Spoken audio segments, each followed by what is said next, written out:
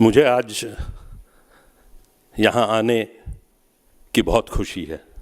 तो सबसे पहले मैं आपको ये कहना चाहूँगा कि जब मैंने आपकी क्रोध वाली बात सुनी तो उसे मैंने इतनी अच्छी तरह अपने साथ रिलेट किया, तो मैं अपना तजुर्बा बताना चाहूँगा। क्रोध जैसे इनको आता था, मुझे भी बहुत आता था, लेकिन इन्होंने कहा कि मुझे आता था और 18 साल की उम्र में मैंने छोड़ दिया। मेरा प्रॉब्लम है कि आज भी मैं नहीं छोड़ पाया हूँ। और आज भी जब मैं सुबह प्रार्थना करता हूँ तो मैं भगवान से यही कहता हूँ कि मेरा सारा दिन अच्छा निकले, मुझे क्रोध ना आए। और ये मैं सच बोल रहा हूँ। मैं आज भी यही प्रार्थना करता हूँ कि मेरा सारा दिन अच्छा निकले और मुझे क्रोध ना आए, मैं किसी का भी दिल ना दुखाऊं। तो इसीलिए मैं कह रहा हूँ कि मुझे इतना अच्छा लगा ये सुन के, और कि ये this is related to every one's life. चाहे आप छोटे हो या मिडिल एजड हो या आप बुजुर्ग हो, ये एक ऐसी बात है कि ये सब के साथ होता है, लेकिन बहुत ज़रूरी है कि हम इसको ओवरकम कैसे करें। और मैं सच बता रहा हूँ कि उतना आसान नहीं होता है। तो मैं आपको एक दो और अपनी एक्सपीरियंसेस से एक दो बातें बोलूँगा। अब देखिए, ये जो यूथ है, हम लोग भी कॉलेज में पढ़ा करते थे और अब हम कॉलेज के स्टूडेंट्स के साथ डील करते हैं, हम उन्हें गाइड करते हैं, क्योंकि मेरी जो एंटायर लाइफ है, प्रोफेशनल लाइफ है, वो इसी एरिया में है, एकेडमिक्स में है। तो मैं स्टूडेंट्स को ऑलवेज एक बात बताता हूँ, ये व्हाट्सएप रिलेटेड है एंड मोबाइल फ़ोन रिलेटेड। जब स्टूडेंट नए नए आते हैं कॉलेज में, उनका इंडक्शन प्रोग्राम होता है। आज के दिन में हर प्रिंसिपल का जो मेजर कंसर्न है कि how to guide the students to get de addicted from mobile phone. ये एक बहुत मेजर प्रॉब्लम हो गया है। तो मैं उनको अपने टाइम का उदाहरण देता हूँ। मैं उनको कहता हूँ कि जैसे मैंने जब अपनी पढ़ाई शुरू की थी, हज़ारीबाग एक छोटा सा शहर है, मैं वहाँ से 30 घंटे की ट्रेन जर्नी करके पिलानी पहुँचा, वो राजस्थान में है। और पहुँचते ही जो सबसे पहला काम क्या होता है बच्चे का, कि अपनी माँ को इन्फॉर्म करे कि मैं पहुँच गया हूँ। क्योंकि मैं स्कूल से पास आउट किया था, अब कॉलेज में आ गया, लेकिन कॉलेज दूर था, दूसरे शहर में था। तो उन दिनों हम कैसे इन्फॉर्म करते थे? क्या मीडिया अभी आप क्या करते हो? ये छोटे बच्चे जो यहाँ बैठे हैं, आपके भी पेरेंट्स परेशान रहते हैं, तो आपको उनको इन्फॉर्म करना पड़ता है, हाँ मैं पहुँच गया, मैं पहुँच गई। तो आप अपना मोबाइल फ़ोन उठाते हैं, 1 मिनट में बोल देते हैं मैं पहुंच गया, मैं पहुंच गई। माँ भी खुश, आप भी खुश, आपकी ड्यूटी हो गई, माँ को एक सेटिस्फैक्शन मिलता है।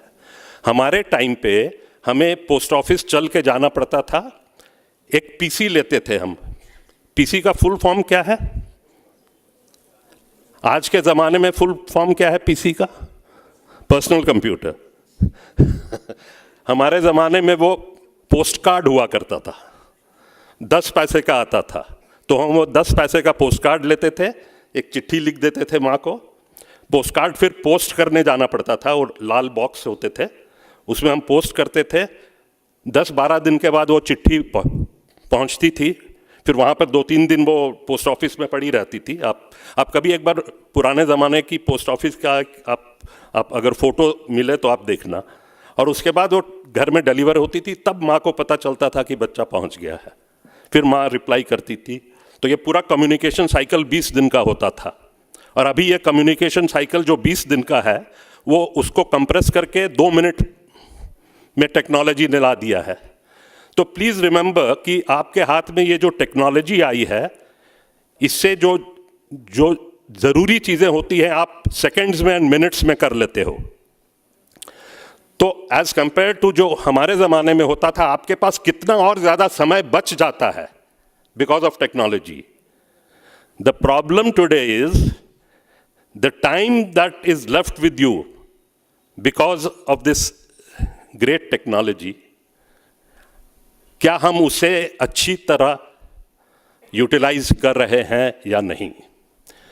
This is the question. मैं ये सवाल आप पे छोड़ देता हूं, क्योंकि यहीं पे आपका सक्सेस डिपेंड करता है।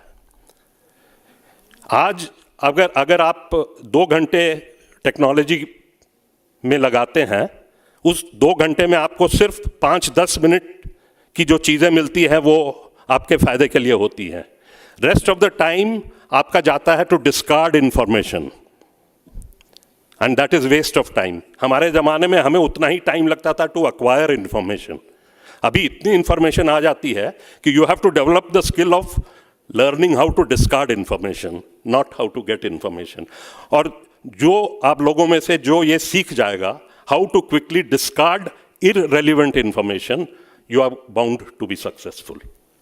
तो ये तो एक बात है। टेक्नोलॉजी रिलेटेड बहुत एग्जाम्पल्स हैं।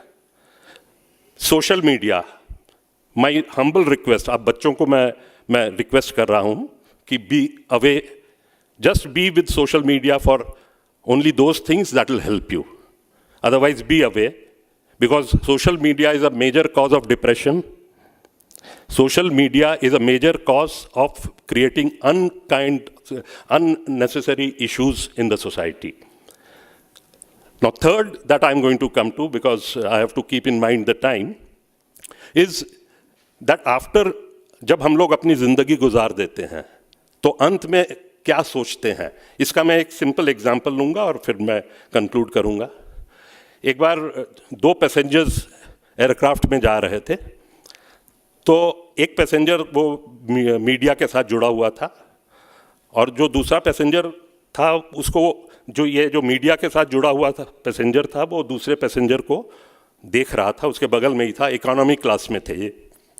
तो उसको लग रहा था कि इसका फेस बहुत सिमिलर है, बड़ा चश्मा है और सिंपल लुकिंग मैन, सिंपल कपड़े पहना हुआ है, लेकिन वो मीडिया वाले आदमी को लग रहा था कि इसका फेस बहुत फेमिलियर है। तो उसने पूछ लिया कि नहीं, सॉरी, उसने पूछा नहीं, फिर उसे स्ट्राइक किया कि ये नारायण मूर्ति है। आप you all know Narayana Murthy, right? Founder of Infosys. तो उसने उससे पूछा कि sir you are Narayana Murthy? वो बोला यस। तो फिर बोला कि sir I am such and such, but can we talk for some time? उन्होंने बोला जरूर, he is a very simple man. तो उसके बाद उन्होंने सबसे पहले तो बोला कि सर आप इतने बड़े आदमी हो, आप इतने अमीर आदमी हो, आप बिजनेस क्लास में क्यों नहीं ट्रैवल कर रहे हो? तो नारायण मूर्ति ने कहा कि देखिए, बिजनेस क्लास में मैं अगर ट्रैवल करूं तो क्या मैं जल्दी पहुंच जाऊंगा अपने डेस्टिनेशन पे? Simple common sense. तो क्या ज़रूरत है मुझे बिजनेस क्लास में ट्रैवल करने की? I am travelling with people with whom I have grown. अच्छा, उसके बाद उन्होंने कहा कि सर आप बताइए आपकी स्ट्रैटेजी क्या थी, आपकी सक्सेस स्टोरी, आपने क्या किया लाइफ में? नारायण मूर्ति ने सब कुछ बता दिया।